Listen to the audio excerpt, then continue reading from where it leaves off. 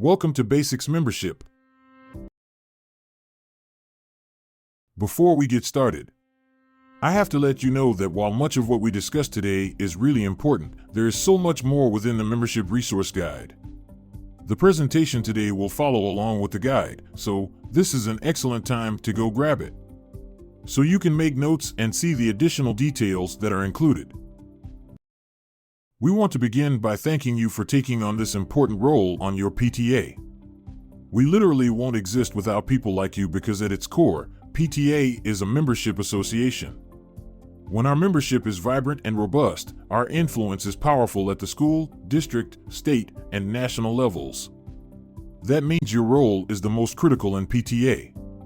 As the top membership volunteer, your primary responsibility is to help people in your community understand that more members mean more programs for students and families, more influence on the success of children and families in your community, more potential for volunteers. You have the privilege of sharing the value your PTA adds to the community, the value Texas PTA offers, and why everyone should join.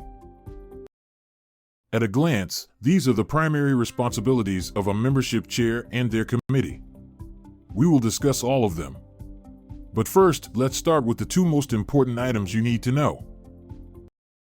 You will never want to start from 0 members because there are always, at least, a few who were members last year and are still on your campus. Or maybe they have graduated but still want to support the campus as a PTA member. Start with last year's membership list and ask them to renew. Another critical item to do right at the beginning is create your membership committee. Nobody should volunteer alone, it's selfish. We want as many people as possible to be able to have the opportunity to impact our students. A committee is a key piece of the membership chair's success and sanity. It helps accomplish goals and build current and future leaders. In order to be successful as a membership chair, you will want to do a little research. It is important to know why people join and what you can do or say about the great work PTA is doing to convince them to join your important work. Texas PTA has done some research to get you started. Texas PTA retained McKinley advisors to conduct research with members and non-members to help the association better understand the needs and expectations of these two groups. This graphic shows why people join PTA. Notice that 5 of the top 6 reasons people join PTA have to do with wanting to help or know more about their child's school. Overwhelmingly, people join because they want to be connected to their child's campus. Look at the factors influencing people to join and the factors that are less important to their decision to join. Is anything here surprising to you? How can we use this information to reach out to people? Now that you've gathered your research, it's time to set clear goals. Are you aiming for a specific number of members? Would you like to target a certain percentage of the student population on campus? Are you looking to engage more family members, grandparents, or another specific group? Does your current membership reflect the diversity of your community? Who might be missing? Defining these goals will not only guide your efforts, but also help align the executive board, keeping everyone focused on the desired outcomes and ensuring you stay on track toward success. There are a few key things to keep in mind as you start the school year.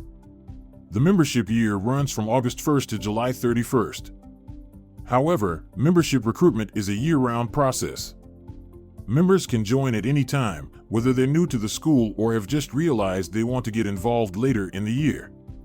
It's important to welcome newcomers and encourage them to join the PTA, no matter when they arrive. Be sure to report new members at least once a month. We'll cover how to report member data later in this workshop. What about dues? The total membership fee consists of 3 parts. The National PTA portion, the Texas PTA portion, the local PTA portion, as outlined in your local PTA bylaws. When you are making your plan with your committee and your fellow executive board members, it is important to create one that is divided up in a way that makes sense to you, whether it be by months, quarters, or semesters. You will only use a timeline that fits your style. While anything and everything can go on your timeline, it is important to schedule all of the required activities. such as reporting members and remitting dues. We will talk about that in just a few slides, as well as the other items that you want to do and need to plan who will do it. A plan of work is a valuable tool for managing your timeline and overall plan. It serves several key purposes in helping you stay organized and on track. You can find a completed sample plan in the Membership Resource Guide, which provides a helpful guideline for creating your own. Additionally, a blank form is available on the membership page of the TXPTA website for easy access. It should go without saying that everyone in your community should be invited to join the PTA, not just your friends or past members. Studies show that the number one reason people don't join is simply because nobody asked them. So, ask. Be sure to reach out to groups that may not be familiar with the PTA or who might differ from your usual members. Inclusivity is key. And really, ask everyone: parents, family members, teachers, students, and community members. The more people you engage, the stronger your PTA will be. Speaking of recruiting everyone, Texas PTA commissioned a well-known advertising company to help design a long-term membership recruiting campaign for all PTAs to use. This long-term campaign represents our strong belief that an investment in the education of Texas children is an investment in our community's future. The campaign has been used with great success by PTAs statewide. The resource guide provides more information about how to access the back, the future, and everyone can campaigns on the Texas PTA website. Another recruiting resource provided by Texas PTA is the membership storefront, joinpta.org. It is free for all PTAs, and as a bonus, a membership database is provided by MyPTAs free of charge. All of the details about how to be listed on joinpta.org are available in the Membership Resource Guide. Once you have recruited members, it is important to find ways to make them feel like they are part of something big and important. Engaged members value their membership in your PTA. The dues will seem like a bargain. They are likely to join again next year and invite others to join. One of the responsibilities of membership chairs that is often overlooked is celebrating successes, but it is critically important to your success. Success begets success. When you are successful, shout it from the rooftops. People want to be part of a successful group. Celebrating your successes accomplishes two goals, both appreciating members and aiding recruitment. Sharing accomplishments also reminds members that their PTA is part of a larger association that does care about them. Share your successes with your membership. Have you reached a goal or new milestone? Have you earned an award for staff, men, students, grandparents, and community members joining? Remember to share the great things your PTA is doing with member dollars. Remind them why they joined and let them know that their efforts and dollars are being put to good use. Feature members online by writing an article or posting stories about members. It would be an honor for that particular member and could encourage their friends to join. Did you know that Texas PTA offers scholarships for both students and faculty and Outstanding Educator Awards? This is a great way to encourage membership and share the impact the educators in your community have on PTA.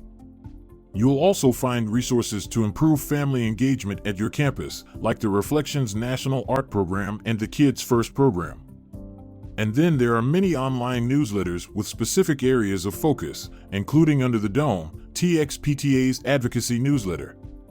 Be sure you sign up for this one so you're aware of Texas PTA's legislative priorities, action alerts, and rally day.